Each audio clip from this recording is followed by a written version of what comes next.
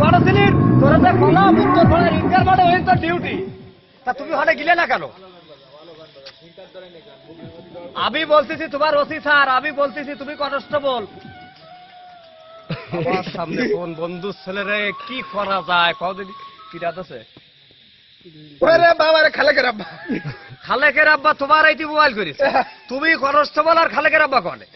খালেকের আব্বা কইছে তোমার যে কেন করবে খালেকের আব্বা তোমার কেন করিস করবে তো তোর কি আমি কিন্তু ওসি তুমি কনস্টেবল মুসা কথা নিচে করে খাও একটু ঘাট জি স্যার হ্যাঁ এই তো নরমালি আমি যেটা বলতেছি তোমার ওই উত্তর ভাড়া ঈদগার বাড়ে যাওয়ার কথা ছিল এইদিকে বসা আমি এই বাড়ে জি স্যার জি স্যার আসলে তোমার উত্তর ভাড়ার মাঠে যাওয়ার কথা ছিল ঈদগার মাঠে আমি তো আলতাবাগানে দাওয়াত কার্ড দিলাম আলতাফের সাথে তোমার কি আরে বাবার ওটা তো নারীর সম্পর্ক নারীর সম্পর্ক মানে হ্যাঁ আমার তো মনে না একটু পাবলিসিটি করা যাবে না দেখতেছি মানুষের সামনে তো এই সমস্ত কথা বলা যাবে না যেমন কনস্টেবল হ্যাঁ বসা এই স্যার তুই না আমি sir sir sir sir sir তুই না আমি মানে স্যার স্যার বলে কিরাম প্রশ্ন করলে আর বাবু গছে কি তা ওই জায়গার কি কোনো প্রমাণ তোমার কাছে আছে হলে ওই যে গরুটা অবৈধভাবে জবাই হইয়াছে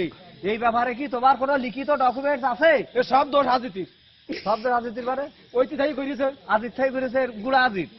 আচ্ছা আজিতের পিছনে কি শিকড় বাকড় আর কেউ আছে আছে কিডা সুলতান মাস্টার গুষ্টি বাড়ি দাও ছাপা কিরকিরা একদম ছাপা কিরকিরা মানে বোঝো এই কথা চায় না যখন আমি চায়না দেশে ওসি ছিলাম সেই সময় ভাষাটা দিতে হবে আবার এখন যেটা ওই